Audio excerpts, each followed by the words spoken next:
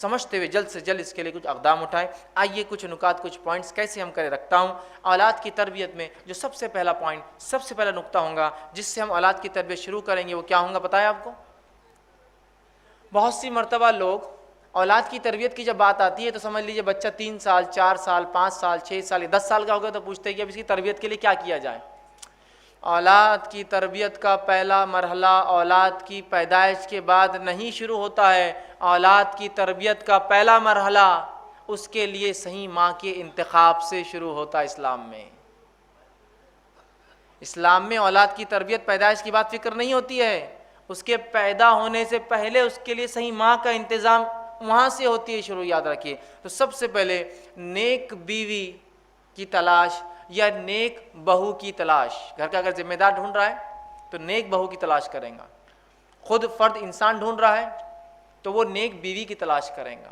سب سے پہلا کام اولاد کی تربیت میں اس کا حق ہے۔ عمر ابن خطاب رضی اللہ عنہ کے پاس ایک مرتبہ ایک نوجوان کا واقعہ ہوا کہ اس کے والد نے اس نوجوان کو کھینچ کر عمر ابن خطاب رضی اللہ عنہ کے پاس کہا، امیر المومنین میرا بیٹا میرے حقوق نہیں دیتا، میرے ادھیکار میرے رائٹس نہیں دیتا ہے، نصیحت کیجئے، واعظ کیجئے، اسے سمجھائیے۔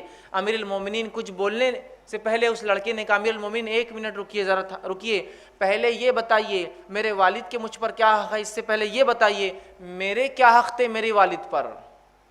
اور سوال فطری تھا، پہلے اولاد تو بعد میں آتی ہے تو ظاہر سی بات ہے اس کے پہلے حق ہوتے، جب بڑی ہوتی تو والدین کے دیتی ہے۔ تو امیر المومنین نے کہا اولاد کا پہلا حق یہ ہے کہ اس کے لیے نیک ماں کی تلاش کی جائے، دوسرا حق یہ ہے کہ اس کا اچھا سا نام رکھا جائے، تیسرا حق یہ ہے کہ اس کی صحیح سے تربیت کی جائے، پڑھایا اور لکھایا جائے۔ تو اس لڑکے نے کہا امیر المومنین جو میرا والد میری کمپلین لے کر آیا، شکایت لے کر آیا ہے، سب سے پہلے اس نے میرے نیک ماں کا انتخاب نہیں کیا، ایک مجوسیہ سے اس نے شادی کی۔ دوسرا میرا نام جو میرا حق تھا دوسرا کی اچھا رکھے، میرا نام گبریلا رکھ دیا۔ گبریلا سمجھتے نا، وہ گوبر کے اندر کیڑا ہوتا ہے ایک بڑا کالا، وہ گوبر جمع کرتا رہتا ہے۔ میرا نام صحیح نہیں رکھا اور میری تعلیم اور تربیت میں اس نے جو ہے کوئی محنت اور مشقت نہیں کی۔ تب امیر المومنین عمر ابن خطاب رضی اللہ عنہ نے جو ہے فرمایا اور کہا کہ تم اپنی اولاد کا حق نہیں دیتے ہو، اور اولاد بڑی ہونے کے بعد جب تمہارے حق نہیں دیتی ہے تو مجھ سے آ کے حقوق مانگتے ہو اس کے۔ سمجھ رہے بات کو؟ تو اولاد کا پہلا حق شروع ہوتا ہے، تربیت کا پہلا مرحلہ، فرسٹ سٹیج اس کی پیدائش کے بعد سے نہیں۔ اس بات کو خاص دھیان دے، وہ ہے نکاح کے لیے صحیح لڑکی کا انتخاب، صحیح لڑکے کا انتخاب، صحیح بہو کا انتخاب، صحیح داماد کے انتخاب سے شروع ہوتا ہے۔ اس لیے کہ ایک دیندار لڑکی ہی اپنے اولاد کو دین سکھائیں گی، ایک دیندار باپ ہی جو ہے، لڑکا جو باپ بنے گا وہی اپنے بچوں کو دین کی تعلیم دے گا۔ اب یہ مرحلے کو چھوڑ کر آپ کہیں گے آپ کیسے ہمارے بچوں کی تربیت کریں، تو آپ اگر پہلی سٹیپ میں گر جائیں گے تو باقی کا کیا ہوگا؟ دینداری کو اپنے نکاح میں ترجیح دیجیے۔ ہم کہاں دینداری کو اپنے نکاحوں میں آج ترجیح دے رہے ہیں؟ تمام چیز دنیا داری والا معاملہ ہوتا ہے۔ لڑکی پسند کرنا ہے دنیا داری، لڑکا پسند کرنا ہے دنیا داری۔ دینداری کو سب سے پہلے ترجیح دیجیے۔ اور نبی اکرم صلی اللہ علیہ وسلم نے اس بات کی وضاحت کر فرمایا، لوگ عورتوں سے 4 چیزوں کی وجہ سے نکاح کرتے ہیں، متفق علیہ روایت ہے، صحیح بخاری اور صحیح مسلم کی۔ لوگ عورتوں سے 4 چیزوں کی وجہ سے نکاح کرتے ہیں۔ پہلا ولی مالیہا، اس کے مال کو دیکھ کر لوگ نکاح کرتے ہیں۔ دوسرا ولی جمالیہا، اس کی خوبصورتی کو دیکھ کر لوگ نکاح کرتے ہیں۔ ولی حسبیہا، اس کے ننیال اور ددیال خاندان کو دیکھ کر نکاح کرتے ہیں۔ ولی دینہا، اور چوتھی چیز دنیا کے اعتبار سے لوگ کیا کرتے ہیں، آخری میں چوتھی چیز دینداری دیکھ کر جو نکاح کرتے ہیں۔ اے مسلمان نوجوانوں، تمہارے ہاتھ مٹی لگو، تم دینداری کو لازم جانو نکاح میں۔ دینداری سب سے افضل ہے نکاح میں، یاد رکھیے۔ آج دینداری کو ہم کوئی ترجیح نہیں دے رہے، یاد رکھیے، جس کے نتیجے میں اولاد کی تربیت پھر کہاں سے ہونے والی ہے؟ نبی اکرم صلی اللہ علیہ وسلم نے کتنی پیاری بات کی حدیث کے اندر، اور آپ نے فرمایا، صحیح مسلم کی روایت ہے، الدنیا کلھا متاع، دنیا جمع کرنے کی چیز ہے، وخیر متاع الدنیا المرأۃ الصالحہ، اور اس میں سب سے بہترین سامان یا چیز جو ایک انسان کو مل جاتی ہے وہ نیک بیوی ہے۔ اس سے بہترین کوئی چیز نہیں ہے دنیا میں نیک بیوی سے۔ تو سب سے پہلا کام اولاد کی تربیت میں کیا کرنا ہوگا؟ نیک بیوی کا انتخاب، نیک شوہر کا انتخاب، نیک بہو کا انتخاب، نیک داماد کا انتخاب۔ اب جب دو نیک لوگ ملیں گے تو نسلیں نیک ہوں گی، جب دو بد لوگ ملیں گے تو نسلیں بری ہوں گی۔ یہ اللہ کا فضل ہے کہ اس امت کو نکاح کی اس نے اجازت دی، بلکہ حکم دیا، ورنہ دیگر قوموں میں یہ ہوتا ہے نیک لوگ شادی نہیں کرتے اور ان کی نسلیں کم ہوتی ہے، برے لوگ نکاح کرتے ہیں اور وہ بڑھتے جاتے ہیں۔ ایک انسان نیک بن گیا اب وہ شادی نہیں کر سکتا۔ اسلام میں ایک انسان نیک ہے، نکاح کر سکتا ہے، تو ظاہر سی بات ہے نیک لوگ آگے بڑھیں گے، ورنہ دوسری قوم میں نیک لوگ ختم ہو جاتے ہیں اور برے لوگ بڑھتے جاتے ہیں۔ تو بہرحال سب سے پہلا مرحلہ جہاں سے تربیت کی ابتدا سٹارٹ ہوں گی وہ مرحلہ ہے، وہ ماں کے انتخاب سے شروع ہوتا ہے۔ اس کو سب سے پہلے ہم دھیان دیں۔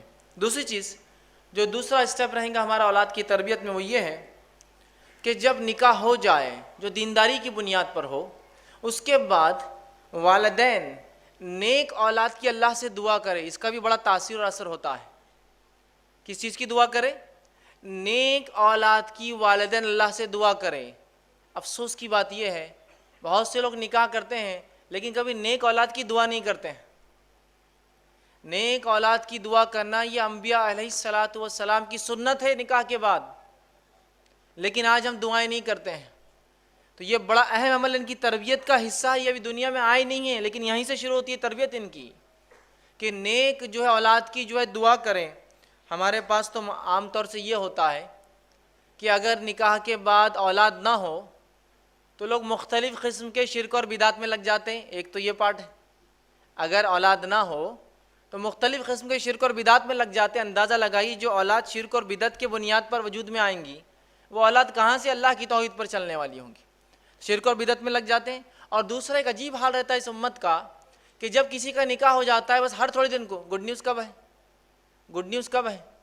اب وہ بیچاروں کی کیا پلاننگ ہے، ان کی کیا مصیبتیں ہیں، ان کی کیا پریشانیاں ہیں، سب کو گڈ نیوز ہی چاہیے بس، اور ہر کوئی دوسرے سے گڈ نیوز کب ہے، گڈ نیوز کب ہے، اور وہ پریشان بیچارے آپس میں کہ ہم تو کوشش کر رہے ہیں بھائی لیکن اللہ نہیں اولاد دے رہا تو اب ہم کیا کریں، اور ذہنی طور سے وہ پریشان ہو جاتے ہیں۔ تو یہ سب سے پہلے اس نہیں، بلکہ یہ دعا کرے کہ اللہ نیک اولاد عطا فرما۔ اچھا، اولاد کی نیکی کی دعا تو نہیں ہوتی ہے، جو کچھ دعا ہوتی ہے کیا ہوتی ہے ہمارے پاس؟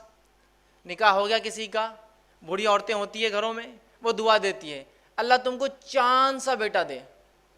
کیسا بیٹا چاہیے ہونا بھی؟ تو چاند سا۔ اگر میں کہتا ہوں اللہ نے واقعی میں دعا سن لی تو ایک تو گول صورت کا پیدا ہوں گا، اور اتنا چمکدار کوئی انسان ہوگا تو کوئی پسند کرے گا اس کو، دھبے والا اور اس ایک دم چمکدار، اور وہ بھی چاند سا کیا چاہیے؟ بیٹا ہی چاہیے۔ ہے نہیں ہے یہ بات عام؟ دعا کیا کرنی چاہیے اولاد کے لیے؟ کیسی اولاد کی دعا کرنی چاہیے؟ آئیے وہ دعا ہم دیکھتے ہیں۔ سورہ صافات سورہ نمبر 37 آیت نمبر 100 میں اللہ رب العزت فرماتا ہے، اور ابراہیم علیہ السلام نے جب دوسرا نکاح کیا، چونکہ آپ کو پہلی بیوی سے اولاد نہیں تھی، تو دعا کی اور فرمایا ربی حب لی من الصالحین، اے اللہ نیک اولاد عطا فرما۔ یہ ہے دعا۔ لڑکا ہو، لڑکی ہو، گورا ہو، ٹھیک ہے، یا کالا ہو، جو ہے جس طرح سے ہو، صحت مند ہو، بیمار ہو، لیکن نیک ہونا اللہ اصل ہے۔ یہ صالح اولاد عطا فرما، صالح اولاد کی دعا کیجئے، نیک اولاد کی دعا کیجئے، اس لیے کہ بہت سی بار اولادیں تو جو ہے ہو سکتا ہے جیسی دعا کری چاند جیسا بڑی خوبصورت ہو جائے، لیکن اگر اس میں گن نہ ہو اچھے تو کیا فائدہ۔ ایک طرف دیکھیے آپ ادھر ابو لہب ہے جس کے تعلق سے روایت میں آتا ہے کہ اسے کسی بیٹے کا نام لہب نہیں تھا، لیکن اتنا گورا چٹا تھا، عرب تھا، کہ جب خوش ہوتا یا غصے میں آتا تو آنکھ کے انگارے جیسا لال ہو جاتا۔ لہب آنکھ کے انگارے کو کہتے تھے، ابو لہب۔ فائدہ ہے اس کی اس گوری چمڑی کا کچھ؟ اور وہاں بلال ہے جو حبشی ہے، نسلاً جو ہے وہ جو ہے ابیسینین ہے، حبشی ہے، غلام ہے، دیکھنے کے اعتبار سے روایتوں میں آتا چپٹے ہیں، گال چپٹے ہیں، ہونٹ موٹے موٹے ہیں، کالے ہیں، لیکن بلال جنت میں جائیں گے۔ نبی اکرم صلی اللہ علیہ وسلم فرماتے ہیں میں جب معراج میں گیا تو بلال تمہارے چپلوں کی کھڑاؤں کی آواز میں نے جنت میں سنی، تو بلال جنت جائیں گے۔ ابو لہب کا تو اعلان ہو گیا دنیا کے اندر ہی۔ تو اصل چیز نیکی ہے، نیکی، نیکی کی دعا۔ تو یہ دعائیں اثر رکھتی ہے، اولاد کی تربیت کا مرحلہ ہے۔ دوسرا ہم دیکھتے ہیں ابراہیم علیہ السلام اولاد کی دعا کرتے ہیں۔ سورہ غافر سورہ نمبر 40 آیت میں 14 میں رب اجعلنی مقیم الصلاۃ ومن ذریتی ربنا وتقبل دعا، اے اللہ مجھے اور میری ذریت کو نماز کا پابند بنا، نماز قائم کرنے والا بنا، اولاد پیدائش سے پہلے نیک اور نماز قائم کرنے والے اولاد کی دعائیں ہو رہی ہیں۔ اسی طرح زکریا علیہ السلام نے جب دعا کی اولاد کی، سورہ آل عمران سورہ متید 38 میں اللہ نے فرمایا کہا رب ہب لی من لدنک ذریۃ طیبہ، اے اللہ مجھے نیک اولاد عطا فرما۔ تو نیک اولاد کی دعا ہو، نکاح کے لیے نیک لڑکی کا انتخاب، اس کے بعد اولاد کے لیے نیک ہونے کی دعائیں کی جائے، دوسرا اسٹیپ ہے۔ تیسرا مرحلہ جو ہمیں کرنا ہے، تیسرا اسٹیپ اولاد کی تربیت میں، وہ کیا ہے؟ وہ یہ ہے کہ اسلامی طریقے سے اولاد کا استقبال ہوگا جب وہ دنیا میں آئیں گی۔ ہمارے پاس جب اولاد اللہ دے دیتا ہے، عطا فرما دیتا ہے، اس کا استقبال غیر اسلامی رسومات سے ہوتا ہے۔ جس کام کی شروعات ہی غیر شرعی ہو، اس کا خاتمہ کیسا ہوگا اندازہ لگا لیجئے۔ غیر اسلامی رسومات سے ویلکم کرتے اپنے چلڈرنس کو، اپنے بچوں کو ہم لوگ اس دنیا کے اندر اسلامی رسومات سے ویلکم کیجئے۔ اور اسلامی رسومات کیا ہے ویلکم کرنے کے؟ کہ جب بچہ پیدا ہو تو کسی نیک انسان کے پاس اسے لے جایا جائے، وہ کھجور چابیں گا اور اس کے منہ میں جو ہے ڈالیں گا۔ اس کے بعد جب 7 دن ہو جائے، 7 دن اسلامی اعتبار سے 7 دن ہو جائے تو 7ویں دن اس کے لیے عقیقہ کیا جائے، اس کا اچھا سا نام رکھا جائے، ٹھیک ہے، اور اس کے سر کے بال نکالے جائے اور ان بالوں کے وزن کے برابر سونا چاندی یا روپیہ تقسیم کیا جائے۔ اور ایک عمل صحابہ سے ملتا تھا، جب سر کے بال نکالتے تو دودھ میں زعفران ڈال کر وہ سر کے اوپر لگایا کرتے تھے۔ یہ سب کرنا ہے۔ اب ہمارے بچوں کا ویلکم کیسے ہوتا ہے؟ کیسے ہوتا ہے؟ ایک ہوتا ہے چھٹی 6th ڈے پروگرام، ایگزیکٹلی شریعت کے بتاوے 7ویں دن سے 1 دن پہلے ہوتا ہے، لیکن شریعت جو بتاتی 7ویں دن نہیں ہوتا ہے۔ چھٹی کی ایک کوئی رسم ہوتی ہے، آپ کے پاس پتہ نہیں الگ ہوتی ہوں گی، لیکن ہوتی ہے ہر جگہ۔ پوری عورتیں جمع ہوتی ہے، وہ دیا جلاتی ہے، اس پہ کچھ کاجل جمع کرتی ہے، چھوٹے چھوٹے برتن بچی ہو تو لا کے دیے جاتے ہیں، لڑکا ہو تو کچھ تحفے تحائف دیے جاتے ہیں۔ یہ چھٹی ہوتا ہے۔ اور اس کے بعد 40ویں دن ایک پروگرام ہوتا ہے، اس کو بولتے ہیں چلا۔ بڑے دھوم دھام سے وہ چلائے آ جائیے، چلائے آ جائیے، کارڈ بھی تقسیم ہوتے ہیں، ہال لیا جاتا ہے۔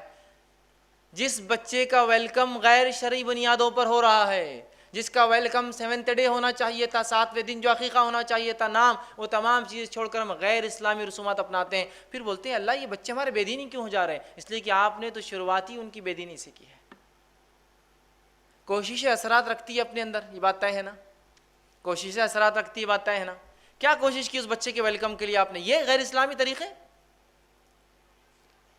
اور اگر کوئی کہے کہ بس 7ویں دن عقیقہ کرنا ہے، ارے جانے دو، دیکھیں گے، فلاں ہے، یہ ہے، اور کتنے لاکھ بہانے۔ نہیں، وہ بچہ ابھی جو نانی کے گھر پیدا ہوا تو ابھی بیوی جو یہاں نہیں ہے، بچہ نہیں ہے، تو ابھی عقیقہ کیا؟ نہیں، ابھی ایک ساتھ اپن 4-5 بچے جمع کریں گے، پھر ایک ساتھ عقیقہ کریں گے، تاکہ بڑی دعوت ایک ساتھ ہو، ہے نا؟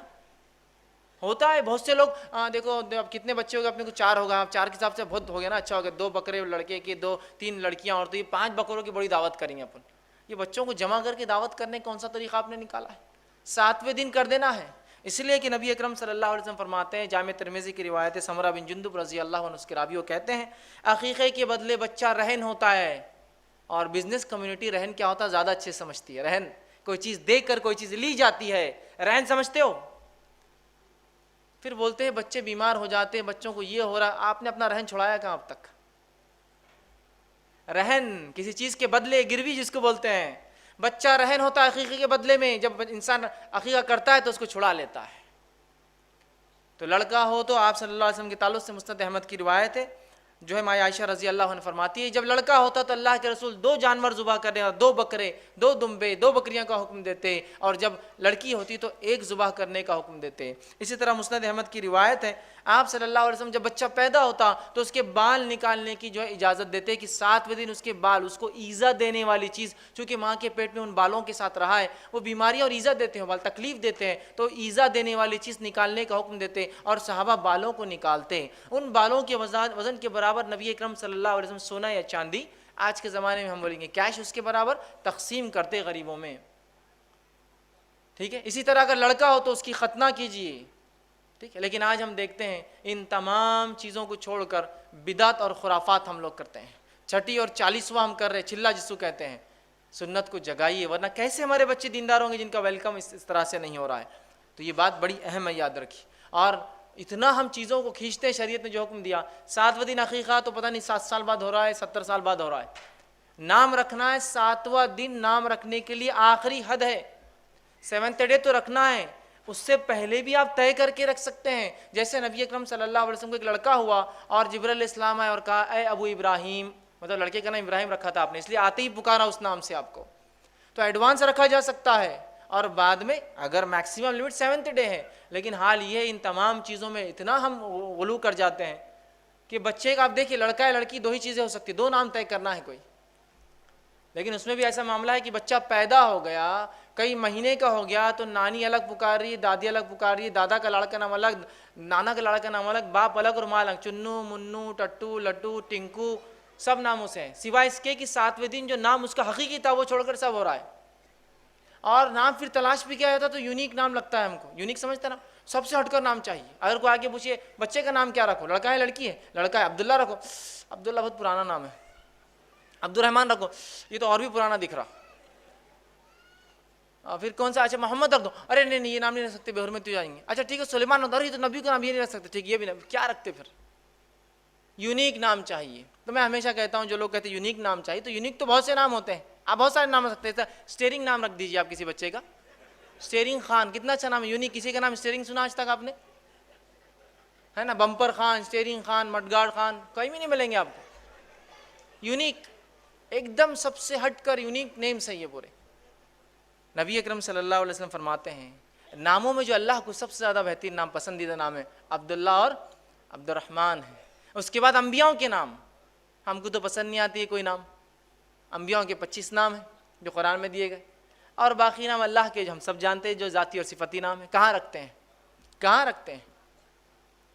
تو ان ناموں کو رکھیے، ان کی تاثیر ہے، ان کے اثرات ہے کہ بچے کو کس تربیت کے، کس نہج پر، کس طریقے پر آپ چلانا چاہتے ہیں اس کے نام بتاتا ہے، انڈیکیٹ کرتا ہے. سمجھ رہے ہیں آپ بات کو؟ اور بچے میں وہ اخلاق نظر آنا شروع ہو جاتے بچپن سے. اگر کسی ایک بچے کا نام سلمان رکھا جائے، رکھنے کا وجہ سلمان فارسی ہے، تو بچے میں سلمان فارسی جیسے اخلاق اور عادت اتوار ہوں گے. اور رکھنے کا نام دوسرے سلمان صاحب ہے تو پھر مشکل ہوتا ہے، بچے میں وہی سب چیزیں نظر آتی، پھر بولتی ہے ایسا ٹیڑھا میڑھا کیوں ہو جاتا محفلوں میں جا کر، فلاں چیزیں کیوں کرتا، چونکہ اس کی تربیت ہی اس نام پہ ہوئی نا. نام نسبت جوڑتے ہیں نا کسی سے لے جا کر. ایک نو مسلم تھے، ان سے پوچھا گیا کہ آپ کیا نام پسند کریں گے اپنے لیے؟ تو کہا میں پسند کروں گا عبد الممیت. آپ نے عبد الحی نام تو بہت سنے ہوں گے نا، زندگی دینے والے کا بندہ. تو کہا میرے کو نام پسند ہے عبد الممیت، موت کو دینے والے کا بندہ. تو لوگوں نے کہا عبد الممیت کہاں نام رکھتے ہیں لوگ، تمہیں کیوں پسند ہے؟ تو کہا مجھے اس لیے پسند ہے کہ موت کے بعد تو اپنے رب سے ملوں گا جا کر، اس لیے عبد الممیت، موت کا دینے والا. نام رکھیے اللہ کے، انبیاؤں کے، اور جو ہے صحابہ کے نام جو بہرحال ہم رکھ سکتے ہیں. چوتھی چیز جو اولاد کا حق بھی ہے، یہ پورے حقوق بھی یاد رکھیے، نیک ماں کا چننا، دعائیں کرنا، ٹھیک ہے، اس کے عقیقہ کرنا، یہ سب حق بھی ہے اس کے، یاد رکھیے، اور تربیت کا حصہ بھی ہے. چوتھا اس کا حق بھی ہے اور تربیت کا حصہ بھی وہ یہ ہے کہ رضاعت، دودھ پلانا اس کو، یہ اس کا حق بھی ہے، یہ تربیت کا مرحلہ بھی ہے. ٹھیک، یہ بڑی اہم چیز ہے، اس لیے کہ ماں کا دودھ وہ تقاضوں کو پورے کرتا ہے جو صحت کے لیے، تندرستی کے لیے، توانائی کے لیے ضروری ہے، اور ساتھ میں وہ غذائیت بھی ہوتا ہے اس کے لیے، یاد رکھیے. اور اس سے بڑھ کر جو چیز ہوتی ہے وہ ممتا ہے، وہ ریلیشن شپ ہے، وہ محبت اور الفت جو ماں سے ہوتی ہے، جو دودھ کے ڈبوں میں وہ صفت نہیں آ سکتی کبھی، یاد رکھیے. مجبوریاں الگ چیز ہوتی ہے. اسی طرح ہم دیکھتے ہیں عمرو بن عاص رضی اللہ عنہ اپنے بیوی سے کہا کرتے تھے جب ان کے بچے کو دودھ پلاتی کہ دیکھ اپنے بچے کو ایسا دودھ نہ پلانا جیسے جانور اپنے بچوں کو دودھ پلاتے ہیں، اس لیے کہ دودھ اس نیت سے، اس محبت اور الفت سے پلانا کہ تجھ پر اللہ کی ایک مخلوق ڈیپینڈ ہے اور وہ پرورش پا رہی ہے، یہی بچہ آگے چل کے اللہ کی عبادت کرے گا اور کئی نیک کام کرے گا، اس نیت سے اسے دودھ پلانا. تو کیا تربیت ہوں گی ایسے ماحول میں ان بچوں کی جن کے والدین دینداری کو ترجیح دے رہے ہیں، انتخاب نکاح میں دینداری ہے، اولاد کی پیدائش کے لیے دعائیں ہو رہی ہے، اولاد کی پیدائش کے بعد اس کے عقیقے ہو رہے ہیں، جو احکامات پورے ہو رہے ہیں، اس کو رضاعت کا اس کا حق دیا جا رہا ہے. ان بچوں کی تربیت بہت مختلف ہوتی ہے، یاد رکھیے. آئیے پانچواں نکات جو تربیت کا وہ یہ ہے جو جب بچہ بولنے لگے. ویسے تربیت کے 3 فیز ہوتے ہیں، پہلا گھر کے اندر، دوسرا اسکول اور مدرسے والا فیز، اور تیسرا سماج والا فیز، سوسائٹی والا فیز. تو اب یہ فیز چالو ہو رہا گھر والا. اب بچہ پیدا ہو گیا، عقیقہ ہو گیا، نام رکھ دیا، ٹھیک ہے، رضاعت کا اس کا ہو گیا. اب رضاعت کے ہی عمر کے اندر کبھی کبھار بچے بولنے لگتے ہیں، یا اس کے بعد 2 سال تک بچے بولنے لگتے ہیں. اب جب بچہ بولنے لگے تو تربیت کا ایک اہم مرحلہ چالو ہو جاتا ہے. حالانکہ بچہ جب نہیں بھی بولتا ہے تو وہ تربیت پاتا ہوتا ہے، سیکھتا رہتا ہے. وہ اس اعتبار سے کہ بچے بولتے نہیں ہیں لیکن جو سنتے ہیں ان کو کیپچر کرتے رہتے ہیں، اور جب بولنا سیکھتے ہیں تو وہی باتیں بولتے ہیں جو وہ بچپن میں سنتے آ رہے تھے. بچپن میں سنتے آ رہے تھے. یاد رکھیے، یہ بڑی اہم بات ہے، یاد رکھیے. تو ان کو اللہ کا نام لینا سکھائے. اس لیے کہ نبی اکرم صلی اللہ علیہ وسلم فرماتے ہیں جس کا پہلا کلمہ لا الہ الا اللہ اور جس کا آخری جملہ زندگی کا لا الہ الا اللہ رہا، وہ کامیاب ہو جائیں گا. اب پہلا جملہ ایک بچے کا لا الہ الا اللہ کیسے ہوگا مجھے بتائیے. کیا آپ کا بچہ 2 سال کا ہوتے ڈائریکٹ لا الہ الا اللہ بول دیں گا؟ جب تک کہ وہ بچپن سے، اس کی چھوٹی عمر سے، اس کے جھولے میں جب تھا اور اس کی ماں اس سے کہتی تھی کہو لا الہ الا اللہ، اور باپ کہتا تھا بولو لا الہ الا اللہ، تو بچہ جب بڑا ہوگا وہ بار بار سنتا ہے لا الہ الا اللہ، لا الہ، ماں بولتی ہے، باپ بولتا ہے، چچا بولتا ہے، ماموں بولتا ہے، نانی بولتی ہے، نانا بولتا ہے، تو بچہ جب پہلا جملہ نکالے گا لا الہ الا اللہ نکالے گا. لیکن اب ہم کیا سکھاتے؟ بچہ بولنے لگا تو بیٹے ممی بولو، ابو بولو. ٹھیک ہے، اماں اور ابا تو بولیں گا ہی نا وہ زندگی میں، جب بات سیکھیں گا تو سب چیزیں بولیں گا وہ. لیکن اگر شروعات لا الہ الا اللہ سے ہو تو کتنی بڑی بات. یا بولو اللہ، بولو بیٹے اللہ، تو بچہ پھر سنتا ہے کہ میرے ماں باپ کچھ ابھار رہے ہیں مجھے کسی چیز کی طرف، اللہ اللہ، تو اللہ بولیں گا. ہمارے پاس تو یہ کہ اللہ تو بہت اس سے زیادہ کچھ دوسری چیزیں سنتا ہے دن اور رات، ہے نا. ٹی وی کے سامنے بچہ پڑا ہے، چھوٹا سا بچہ 2-3 منٹ ٹی وی دیکھتے رہتا ہے، اور والدین فخر سے بولتے اتنا چھوٹا لیکن اتنی ٹی وی دیکھتا، سنتا ہی نہیں ہماری. تو پھر وہ لا الہ نہیں بولتا، ہو پھر وہ کیا کیا بولتے ہوئے بڑا ہوتا ہے وہ بولنے کی ضرورت نہیں مجھے. ماں باپ کو کبھی بولتے رہے مہمان آئے تو اپنے بچے کو اندر رکھو، یہ کچھ بھی بکتا آ کر، کچھ بھی بکتا اندر کرو، کیوں تو اس نے جو سنا وہ بک دیتا ہے وہ. تو بچے ایک ریکارڈر ہوتے ہیں، ایمٹی ریکارڈر، جو سنتے ہیں ریکارڈ کرتے جاتے ہیں، ریکارڈ کرتے جاتے ہیں، اور جب بولتے ہیں وہ سب بولتے ہیں جو انہوں نے اتنے 1-2 سال میں ریکارڈ کیا ہے، بولنے لگ جاتے ہیں. سمجھ رہے آپ؟ تو انہیں اللہ کا نام لینا سکھائیے. وہ عمر سے جب 1 مہینہ 2 مہینے کا ہے تب سے اس کو ترغیب دو، بیٹا کہو لا الہ الا اللہ. تو جب وہ بولیں گا پہلی بار 12 مہینے میں یا 13 مہینے میں یا 14 مہینے میں یا 2 سال میں، تو کہیں گا لا الہ الا اللہ. بڑی بات ہے، یاد رکھیے، یہ بڑے اہم مراحل ہیں. بولتا ہے، ہمارے پاس تو حال یہ ہے کہ اسے توتلی زبان میں گالیاں سکھاتے ہیں لوگ. سکھاتے ہیں نہیں سکھاتے ہیں؟ ارے دیکھو ہمارا بچہ کتنی توتلی زبان میں تتے بولتا ہے. سکھاتے ہیں نہیں سکھاتے ہیں؟ اور مہمانوں کے سامنے بولو بیٹا بولو، ایک بار بولو انکل کو کیسا آپ بولتے، تو انکل کو آگے بولتا تتے. اب اس کے بعد جب بڑا ہوتا اور جب وہ صحیح زبان سیکھتا اور جب بولتا انکل کو کتے، تو پھر پتہ چلتا انکل کو کیا ہوا، اور ماں باپ کو پتہ چلتا اب کیا ہوا. ہوتا ہی نہیں ہوتا ہے.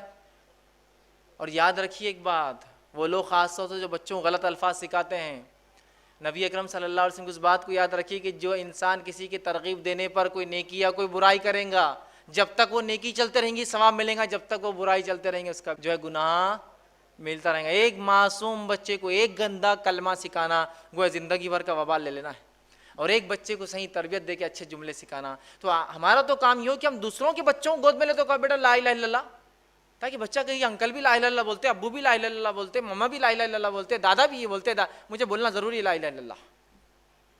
ماحول اور سماج بنائیے اس طرح سے. تو بچے کی تربیت جب بچہ بولنے لگے، اور ایک بات یاد رکھیے، ماں کی گود بچے کا پہلا مدرسہ ہے، فرسٹ اسکول ہے اس کا. وہ اسکول میں اس کو رائٹ کائنڈ آف گائیڈنس اور تربیت یا اس کی جو ہے پرورش بہت زیادہ ضروری. یاد رکھیے اگر ایسا نہ ہوا تو بہت ساری برائیاں سماج میں پھیل رہی اور پھیلتے جائیں گی. چھٹا نکات جو وہ یہ ہے کہ اولاد کے بیچ عدل کرے. اب ایک اولاد ہوئی، تربیت کا مرحلہ ہوا، سیکنڈ کے ٹائم آپ عادی ہو جاتے، پہلے سے پریکٹس ہوتی ہے آپ کو کیا کیا آپ نے کیا تھا. اب ایک سے زیادہ اولادیں آپ کو ہو گئی ہیں، تو ان میں انصاف کرے. بہت سی مرتبہ اولاد میں انصاف نہ کرنے کی وجہ سے اولاد کو آپ چاہے کتنی تربیت کریں ان کی تربیت نہیں ہوتی. کیوں؟ لڑکا اور لڑکی کا فرق، لڑکے اور لڑکے میں فرق کہ گورا لڑکا اور کالا لڑکا کسی کا ہے. 2 لڑکے ہیں ڈبل شیڈ کے اندر، ایک لڑکا بہت گورا ہے ایک لڑکا بہت کالا ہے. تو آپ دیکھیے ماں باپ فرق کرتے ہیں، عدل نہیں کرتے بچوں میں. کہاں ہے میرا گورو، آ بیٹا ادھر. تو گویا وہ دوسرا بچہ جیسا کم رنگ ہوتا ہے وہ صرف دیکھتے رہتا ہے میرا والد کیوں کرتا ہے میرے ساتھ ایسی ناانصافی. بچے بہت زیادہ غور کرتے ہیں اور بہت جلدی نتیجے نکال لیتے ہیں. یاد رکھیے لڑکا اور لڑکی کا فرق کہ لڑکی عمر میں 10 سال بڑی ہے آپ کے بیٹے سے، اور آپ اس بہن کو اس چھوٹے سے بھائی کو بھیا بولنے لگاتے ہو؟ بولتی میں 10 سال بڑی ہوں اور میں بھیا کیوں بولوں اس لڑکے کو؟ نہیں بیٹے تم کو بھائی ہے، مطلب احسان ہوا تم پر، اللہ نے کیا تم کو بھائی دے دیا۔ وہ بھائی بولیں گی اس کو، وہ بولیں گا اس کو بہن اور باجی، وہ نام لیں گی اس کا، چھوٹا ہے اس سے 10 سال، نہیں بھیا بولو، بھائی ہے نا تمہارا، رسپیکٹ کرو اس کی۔ یہ ناانصافی ہے، لڑکی اور لڑکے میں ناانصافی، لڑکے اور لڑکے میں ناانصافی، یہ اسلام میں درست نہیں ہے، پسندیدہ نہیں ہے۔ یہ ناانصافی سے اولاد کی تربیت نہیں ہو پاتی ہے، بچے نفرت کرنے لگ جاتے ہیں والدین سے۔ ایک مرتبہ کا واقعہ ہے، صحیح بخاری کی روایت ہے، نعمان بن بشیر رضی اللہ عنہ فرماتے ہیں میرے والد ایک بار گھر آئے اور کہا کہ میں نعمان کے نام پر فلاں زمین یا ایک غلام اسے دیتا ہوں۔ نعمان کی والدہ بڑی ہوشیار عورت تھی، انہوں نے کہا کہ یہ بات جب تک میں قبول نہیں کروں گی جب تک نبی اکرم صلی اللہ علیہ وسلم کے پاس چل کر آپ یہ نہ کہیں۔ وہ تینوں مل کر جاتے ہیں، نبی اکرم صلی اللہ علیہ وسلم کے ساتھ جاتے ہیں اور نعمان بھی ساتھ ہوتے ہیں۔ ان کے والد کہتے ہیں، ان کی والدہ کہتی ہے اللہ کے رسول، نعمان کے والد نے نعمان بن کو جو ہے بشیر نے جو ہے نعمان کو جو ہے ایک غلام دیا ہے تحفے میں، تو کیا یہ ٹھیک ہے؟ تو اللہ کے رسول نے فرمایا کہ تمہیں کتنے بچے ہیں؟ کیا صرف ایک ہی ہے نعمان؟ تو کہا نہیں اور بھی ہے۔ تو کیا تم سب کو غلام دے رہے ہو تحفے میں؟ تو کہا نہیں۔ تو پھر کہا میں ایسے ظلم کے معاملے پر گواہ نہیں بنتا کہ ایک بچے کو دیا یا دوسرے کو نہیں۔ بہت سے والدین ہوتے تحفہ لے جاتے ہیں، 2 بچے گھر میں اور ایک کو لے جاتے ہیں، نہیں میرا ایک بہت سنتا دوسرا نہیں سنتا تو ایک کو دوں گا، نہیں۔ تحفے تحائف میں ناانصافی نہیں، حتیٰ کہ اگر نافرمان اولاد بھی ہے تو وراثت میں حصہ کم نہیں ہوتا ہے اس کا۔ جب وراثت میں نہیں ہوتا نافرمان اولاد کا تو بچپن میں کیسے آپ ان سے ناانصافی کر سکتے ہیں؟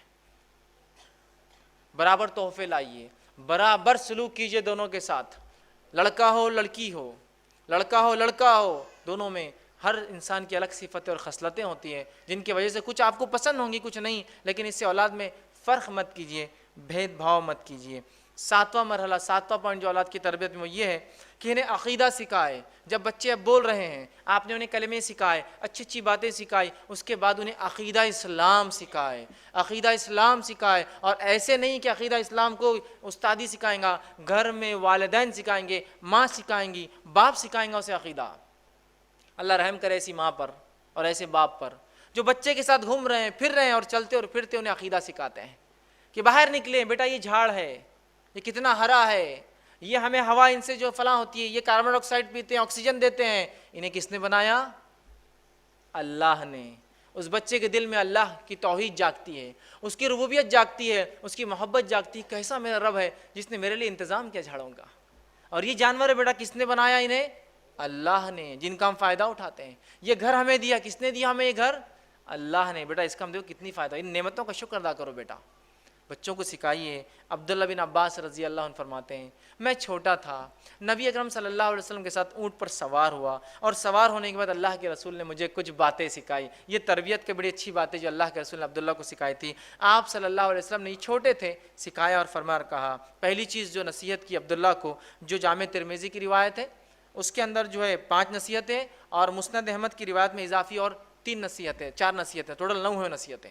پہلا کہا تربیت کر رہے بچے کے عقیدے کی، کہا عبداللہ سے تم اللہ کے احکام کی حفاظت کرو، وہ تمہاری حفاظت کریں گا۔ عبداللہ، اے بیٹے، اے غلام، اے پیارے لڑکے، تم اللہ کے احکام کی حفاظت کرو، اللہ تمہاری حفاظت کریں گا۔ تم اللہ کے احکام کی حفاظت کرو گے، تم اسے اپنے سامنے پاؤ گے مدد کے وقت، اس کی جب تمہیں ضرورت ہوگی، تکلیف میں ہوں گے، اس کی مدد تمہارے سامنے ہوں گی۔ پھر فرمایا تیسری بات، جب تم کو کوئی سوال ہو تو اللہ سے کرنا، جب کوئی چیز مانگنا ہو بیٹا تو کس سے مانگنا؟ اللہ سے مانگنا۔ پھر فرماتے اللہ کے رسول چوتھی بات، جب جو ہے مدد طلب کرو تو اللہ سے بیٹا مدد طلب کرنا۔ پانچویں بات فرماتے یاد رکھو ساری دنیا بھی اگر تمہارے خلاف جمع ہو جائے تو کچھ نہیں بگاڑ سکتی سوائے وہ جو اللہ چاہے، اور ساری دنیا بھی جمع ہو کے تمہیں کچھ فائدہ پہنچانا چاہے تو کچھ فائدہ نہیں پہنچا سکتی سوائے جو اللہ چاہے۔ کیسا عقیدہ بنا رہے اس بچے کا مضبوط؟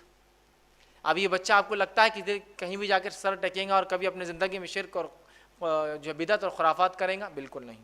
اسی طرح مسند احمد میں اور آگے نصیحت 4 اور اضافی ہے۔ چھٹی بات جو اس روایت میں آتی وہ یہ ہے، خوشحالی میں اس کی طرف رجوع کرنا اے بچے، تو پریشان حالی میں اللہ تمہیں کبھی فراموش نہیں کرے گا۔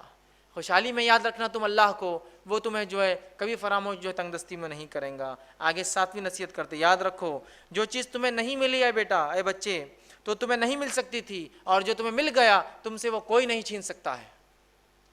کیا پیاری تربیت دے رہے اس بچے کو، پھر آگے فرماتے اللہ کے رسول اور کہتے ہیں یاد رکھو اللہ کی مدد صبر سے وابستہ ہے.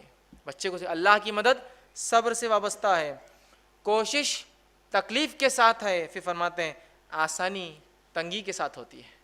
کتنی پیاری پیاری نصیحتیں اس بچے کو عقیدے کے طور پہ نبی اکرم صلی اللہ علیہ وسلم سکھا رہے ہیں. ٹھیک ہے, آٹھواں پوائنٹ جو اولاد کی تربیت میں ہم یاد رکھیں گے وہ یہ ہے, بچے کی تربیت میں ماں کا کردار.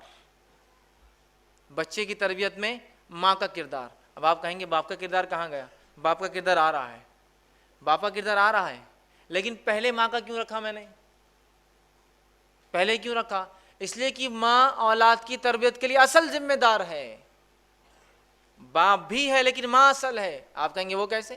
ابو داؤد کی روایت, ایک شخص آ کر کہتا ہے اللہ کے رسول صلی اللہ علیہ وسلم میرے ماں باپ میں سے میری خدمت کا پہلا حقدار کون ہے؟ کہا ماں. دوسرا حقدار کون ہے؟ تو کہا ماں. کہا تیسرا حقدار کون ہے تھرڈ لیول پر؟ تو کہا ماں. کہا چوتھا حقدار کون ہے؟ تو کہا تیرا باپ, تمہارے والد. والد کا رینکنگ کیا آئی؟ فورتھ.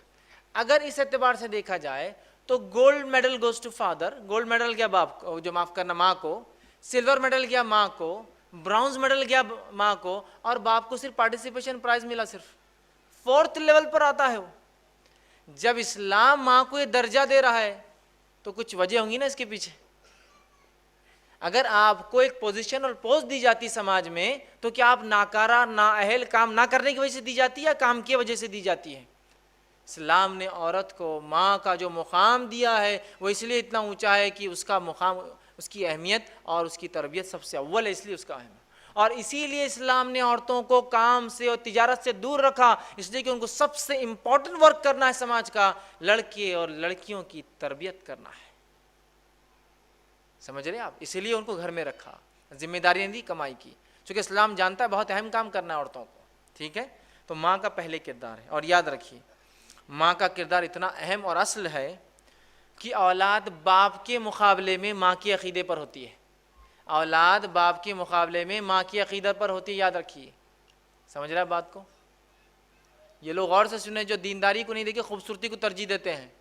اولاد باپ کے مقابلے میں ماں کے عقیدے پر ہوتی ہے, مطلب اولاد ماں کی بات زیادہ سنتی ہے باپ کے مقابلے میں. اگر باپ کہے کہ اس گھر میں آج اس دن یہ چیز نہیں ہوں گی, وہ قائل نہیں اس چیز کا, وہ کہے کہ چلا جائے, تو وہ عورت بچوں کو بولتی بیٹا ابو آئے نا شام میں نہیں بولنا, وہ سب کرتی ہے.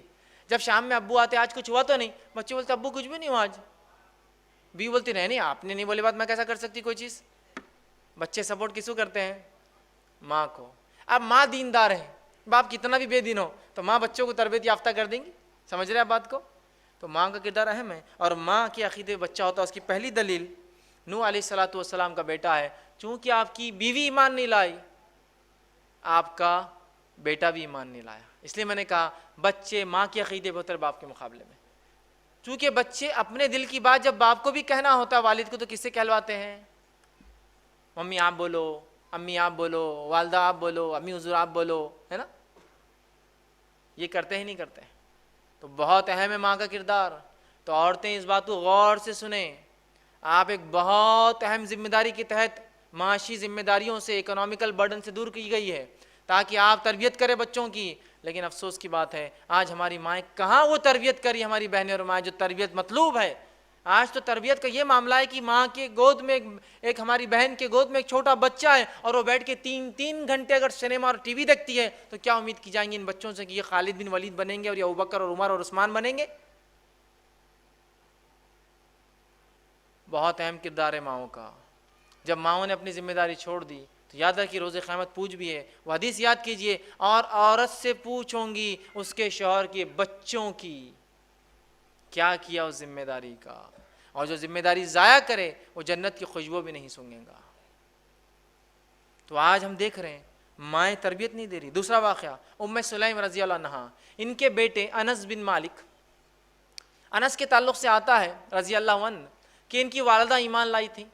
ابو انس غیر مسلم تھے, اور ایک مرتبہ وہ گھر آئے تو یہ تو ایمان والی تھی. انس سے کہا کہو بیٹے لا الہ الا اللہ, تو انس نے فوراً کہہ دیا لا الہ الا اللہ.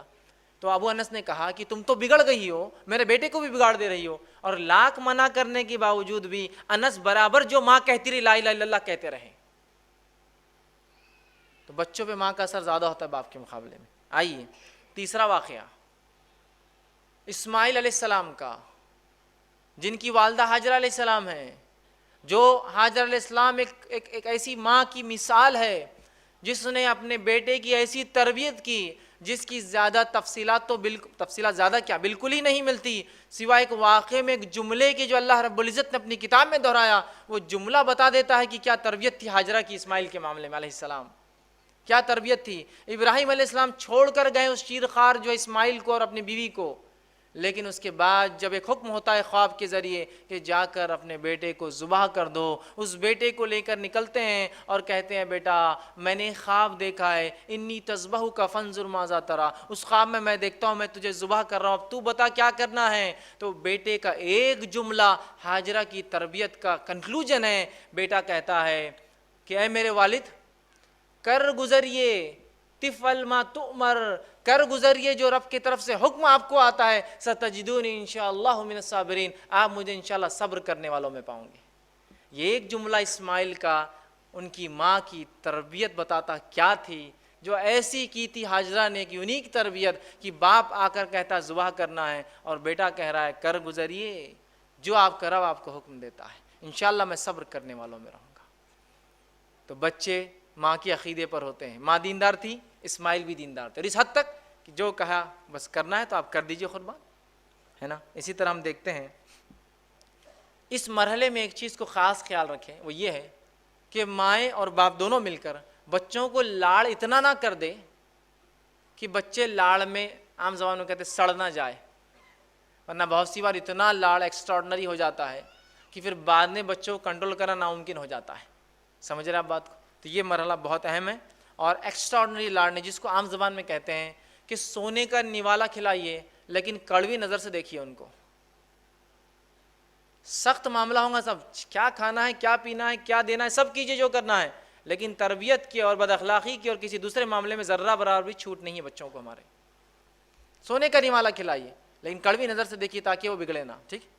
نواں مرحلہ، نواں جو کام کرنا ہمیں 9 پوائنٹ وہ یہ ہے، باپ کی تربیت کیسی ہوں گی، مطلب باپ کا رول تربیت میں اولاد کی بڑا اہم ہے، ماں کے بعد اس کا چونکہ رول آتا ہے، باپ کا رول بھی یاد رکھیے تربیت میں بہت اہم ہے، اور باپ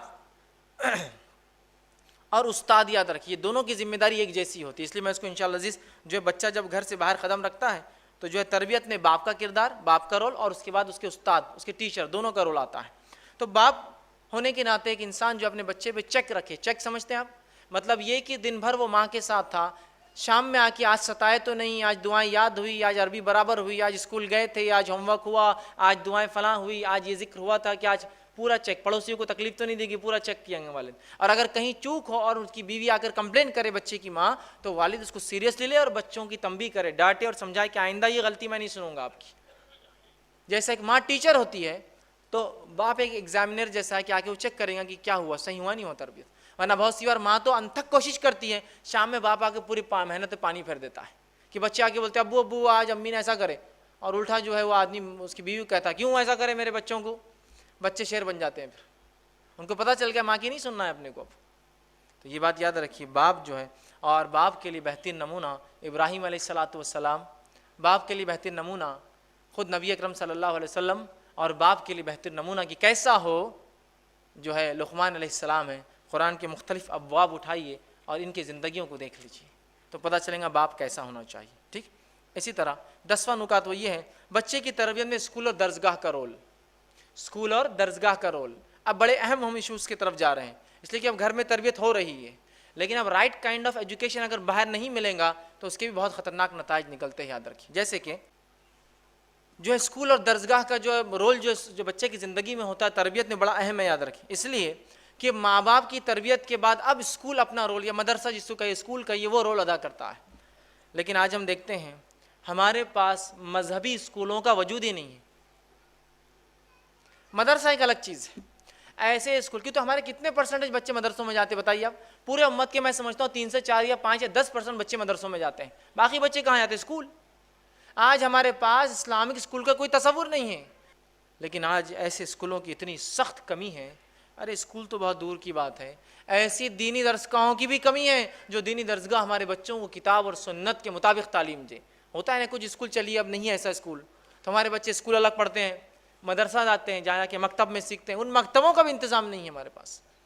اور اگر ایسے اسلامک اسکول نہیں ہے تو انہیں ڈالیے، اور اگر نہیں ہو سکتا تو اپنے بچے کو بہت طے کر کے ایسے سیکولر اسکولس میں ڈالیے جہاں مذہب کی کوئی چھاپ نہ ہو، ورنہ پتہ نہیں وہ کون کون سے مذہب کے بچپن سے قائل ہو جائیں گے. یاد رکھیے بچے بڑے اثر لیتے ہیں چیزوں کا. تمام تر وسائل ہونے کے باوجود بھی ہم نے آج جو ہے اسکولوں میں جو ہے وہ نظم اسلامک اسٹڈیز کا نہیں لایا، یا ایسے مکتب اور مدارس نہیں قائم کرے جو خالص کتاب و سنت کی تعلیم دے. اسی طرح آج ہم دیکھتے ہیں جو کچھ تھوڑے بہت پیرنٹس ہیں جو دھیان دیتے ہیں وہ صرف دنیاوی ایجوکیشن پر دیتے ہیں، دینی ایجوکیشن غائب ہے ان کے پاس، صرف دنیاوی ایجوکیشن. دینی تعلیم کو بھی اہمیت دیجیے، اس کے لیے نظم قائم کیجیے، اس کے لیے سسٹم بنائیے. یاد رکھیے جتنا پیسہ اسکول میں ڈالتے ہیں میں سمجھتا ہوں اس سے زیادہ پیسہ آپ نے دینی تعلیم میں ڈالنا چاہیے، اس لیے کہ اگر یہ بچہ مر جائیں گا تو آخرت میں جو چیز کام آئیں گی وہ یہی تعلیم ہے. اس کے لیے ہم جو ہے کوشش کریں اور اس کے لیے ہم تمام ذمہ دار ہیں. 11واں پوائنٹ وہ یہ ہے، اور انشاءاللہ کچھ اور پوائنٹس رکھ کے بات ختم کروں گا، وہ یہ ہے کہ بچے کی تربیت میں اب دوست اور احباب مطلب اس کے اب دوست اور فرینڈ سرکل کا بڑا امپورٹنس ہوتا ہے. اب یہ تھا مرحلہ پیدائش، گھر کی تربیت وہ سب ہوا، اسکول کی تربیت ہو گیا، اب آیا معاملہ دوستوں کا. ایک بچے کو لاکھ اچھی تربیت دینے کے بعد بھی ایک غلط دوست پوری زندگی کی آپ کی محنت پہ پانی پھیر سکتا ہے. لہٰذا ہمارے بچوں کے کون دوست اور کون سہیلیاں ہوں نہ ہوں اس کو طے والدین کریں گے. ہم کریں گے بیٹا آج کس کے ساتھ ہے؟ امی آج ہم عبداللہ کے ساتھ ہیں. بیٹے عبداللہ کون ہے؟ عبداللہ فلاں انکل کے بچے. اچھا وہ انکل کون ہے؟ نکالیے ڈیٹیلز. کہیں ایسا تو نہیں ہمارا بچہ حرام خور لوگوں کے ساتھ یا ایسے لوگ جو حرام خوری کرتے ہیں ان کے ساتھ یا لوگوں پہ اور انسانیت پہ ظلم کرتے ہیں ان کے ساتھ رہے، ورنہ وہ بگڑ جائیں گا. پھر تو والدین طے کریں گے بچے کس کے ساتھ رہیں گے. اس لیے کہ نبی اکرم صلی اللہ علیہ وسلم کی حدیث ہے جو الایمان میں علامہ ابن تیمیہ لے کر جنہوں نے اس حدیث کو لایا ہے، جو کہ ناصر البانی رحمہ اللہ نے اس کو حسن درجہ دیا. آپ نے فرمایا کہ اللہ کے رسول نے آدمی اپنے دوست کے دین پر ہوتا ہے، لہٰذا تم میں سے کسی کو بھی اس چیز کا خیال رکھنا چاہیے کہ کس سے دوستی کرتا ہے. آدمی اپنے دوست کے دین پر ہوتا ہے، لہٰذا تم میں سے ہر شخص کو خیال رکھنا چاہیے وہ کس سے دوستی کرتا ہے. اور عربی کا ایک مقولہ قول ہے کہ تم یہ نہ پوچھو کہ وہ کیسا ہے، تم یہ دیکھو کہ اس کے دوست کیسے ہیں. مطلب کسی کے بارے میں معلومات لینا ہے تو پوچھنے کی ضرورت نہیں ہے، اس کا فرینڈ سرکل دیکھ لیے آپ کو پتہ چل جائے گا کہ وہ کون ہے. سمجھ رہے آپ؟ تو بچوں کے دوست اور سہیلیاں بغیر والدین کے سلیکشن کے نہ ہو، یہ بات طے ہو. 12ویں چیز وہ یہ ہے کہ بچوں کی تربیت میں کھیل کود کا نظم. بہت سی بار والدین بچوں کو کھیل کود کرنے نہیں دیتے ہیں، اور ایک غلطی جو والدین سے ہوتی ہے معلوم وہ کیا ہے؟ یہ غلطی کو آپ اگر سدھاریں گے انشاءاللہ بہت زیادہ فائدہ ہوگا. وہ کیا ہوتا ہے؟ بچہ جا کر سمجھے ٹیبل پہ ہاتھ لگا رہا ہے، یہ مت کرو. گلاس اٹھا رہا ہے کانچ کا، یہ مت اٹھاؤ. گاڑی پہ بیٹھ رہا ہے چابی لے رہا ہے، یہ مت لو. کھانا کھا رہا ہے تو ایسا مت کرو، وہاں مت جاؤ، یہاں مت آؤ. ہم کیا کرتے معلوم؟ صرف کیا مت کرو کیا مت کرو، نہیں نہیں نہیں نہیں نہیں بولتے ہیں. وہ دل میں سوچتا ہے دنیا میں لائق ہے کوئی جب ہر چیز نہیں اور نہیں اور نہیں اور نہیں تھی کرنے کی. تو سمجھ رہے آپ؟ ہر چیز کو آپ بولتے ہیں گاڑی کی چابی کو ہاتھ مت لگاؤ، فوراً آپ کو بولنا پڑے گا بیٹا گاڑی کی چابی کو ہاتھ مت لگاؤ، آپ کو ایک دوسری کی لا کے دیں گے اس سے کھیلا کرو، چونکہ اس کو چاہیے وہ چیز. کانچ کے گلاس کو ہاتھ مت لگاؤ، آپ اسٹیل کے گلاس سے کیوں نہیں پانی پیتے اور کھیلتے ہو. وہاں مت جاؤ، اس کے بدلے بیٹا آپ یہاں جاؤ نا، ادھر خطرہ ہے. یہ مت کھاؤ، اس لیے کہ اسلام میں منع ہے بیٹا، وہ کیوں نہیں کھاتے؟ فوراً الٹرنیٹ دیجیے اس کو. یہ نہیں تو کیا، یہ نہیں تو کیا. یہ سنت رسول ہے کہ اللہ کے رسول جب صحابہ کسی عمل سے روکتے فوراً الٹرنیٹ سلوشن دیتے.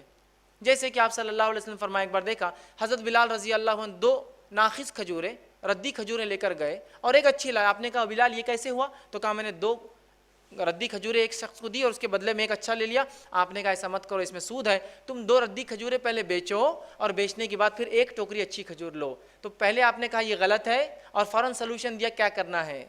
تو بچوں کو والدین سے غلطی کیا ہوتی ہے معلوم؟ یہ مت کرو مت کرو مت کرو مت کرو مت کرو بولتے ہیں.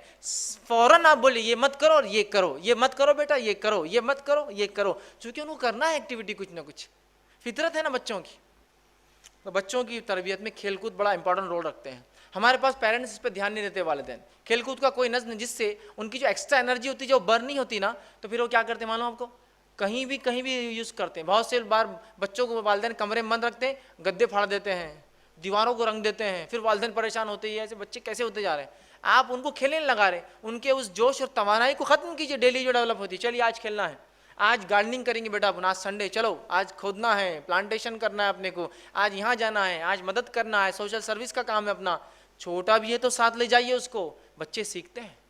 آپ کا بزنس ہے، آپ کوئی چیز جما رہے ہیں، چلو بیٹا آج جمانے کے لیے میرے ساتھ رہوں گے، اس کی اس ایکسٹرا انرجی کو یوز کیجیے، اس کو رائٹ کائنڈ آف گیمز میں ڈالیے، ایسے کھیل جو اس کے جسم کو نشو و نما دیتے ہیں، وہ فالتو قسم کے گیم نہیں جس کے اندر اس کا دن اور زندگی برباد ہو رہی ہے۔ اچھے کھیل یاد رکھیے، اچھی چیزیں یاد رکھیں جو ضروری ہے ایک انسان کے لیے، ان کھیلوں کی طرف، ان چیزوں کی طرف جو ہے متوجہ کرے اور ان کو رائٹ کائنڈ آف سپورٹس کے اندر ڈالے، اور جس سے ان کے جسم کی توانائی، طاقت، قوت ڈیولپ ہو۔ اسی طرح جو ہے 13 پوائنٹ وہ یہ ہے کہ بچوں کے درمیان انعامی مقابلے رکھیے۔ انعامی مقابلے سمجھتے آپ؟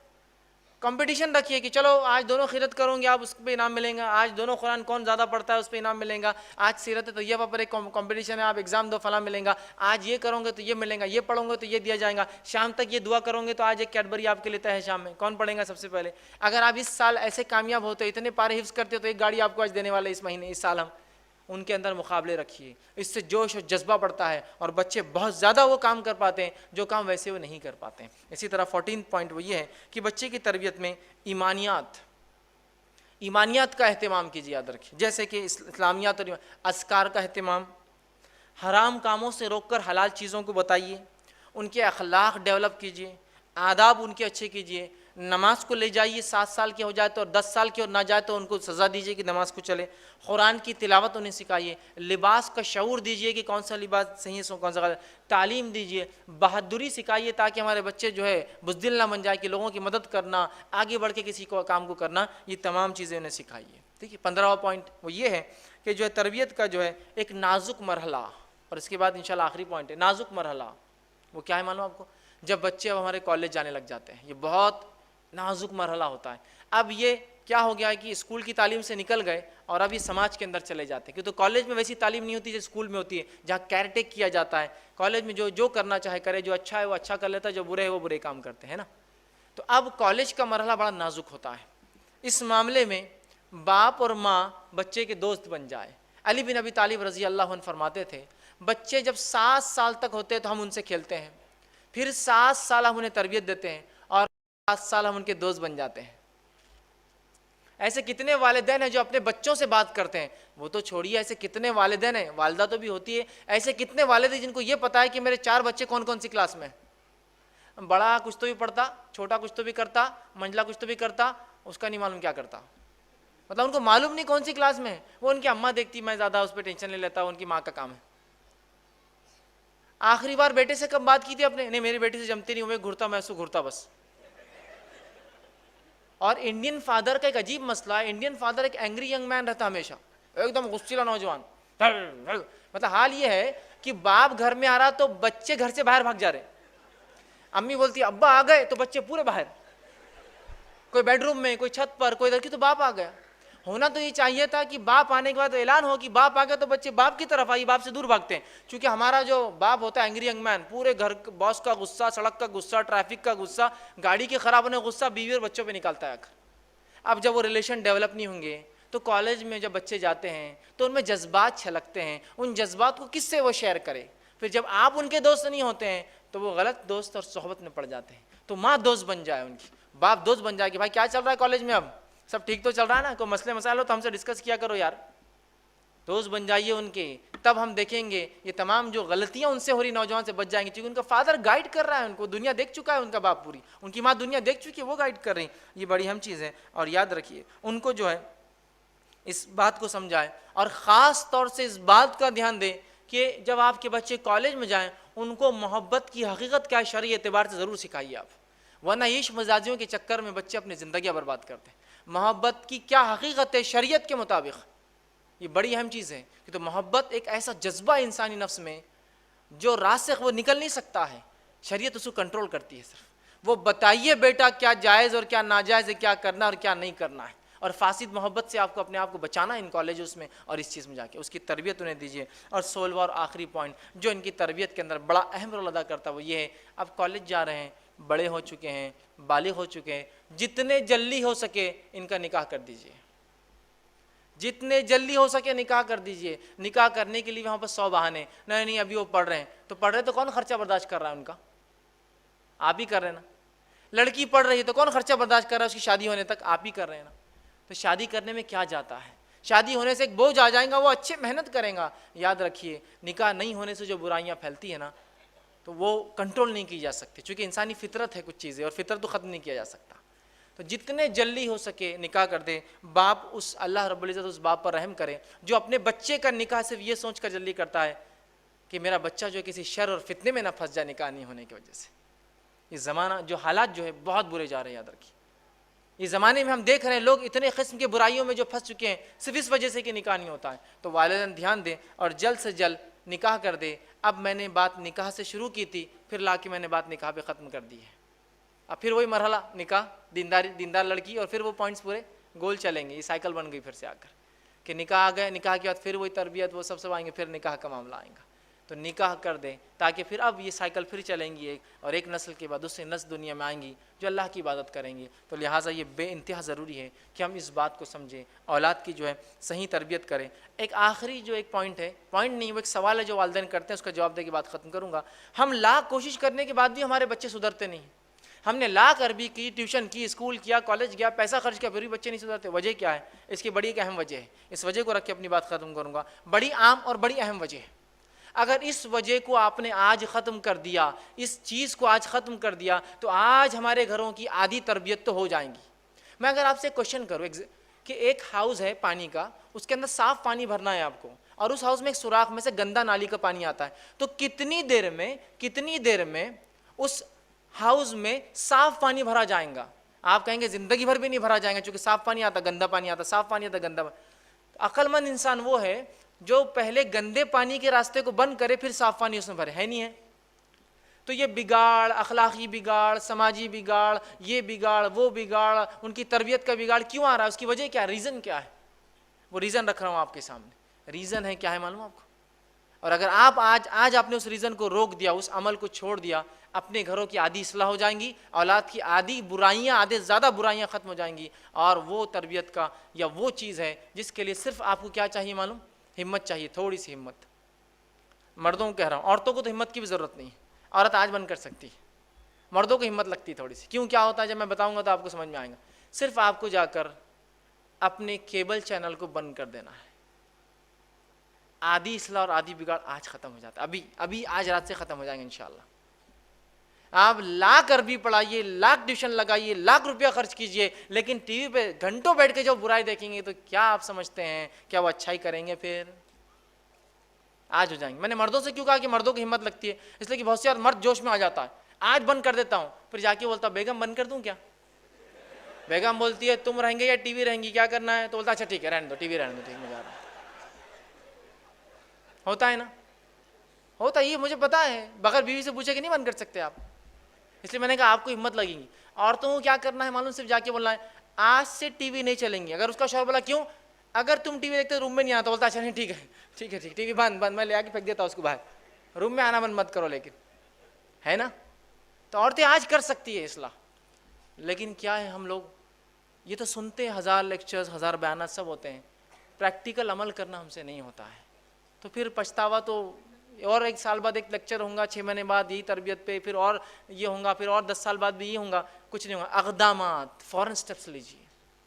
سب سے پہلے ٹی وی بند کیجیے. یا پھر ٹی وی ویسے وہ ڈبہ حرام نہیں ہے، اس پہ جو آتا حرام حلال ہے. صرف وہ چیزیں دکھائے وہ جو اسلامک ہو، کیبل کے ذریعے نہیں بلکہ الگ سے کوئی سورس کے ذریعے ڈی وی ڈی ہے، اور کہ صرف اس پہ اسلامیات، ڈاکیومنٹریز یا ایجوکیشنل پروگرامز چلے.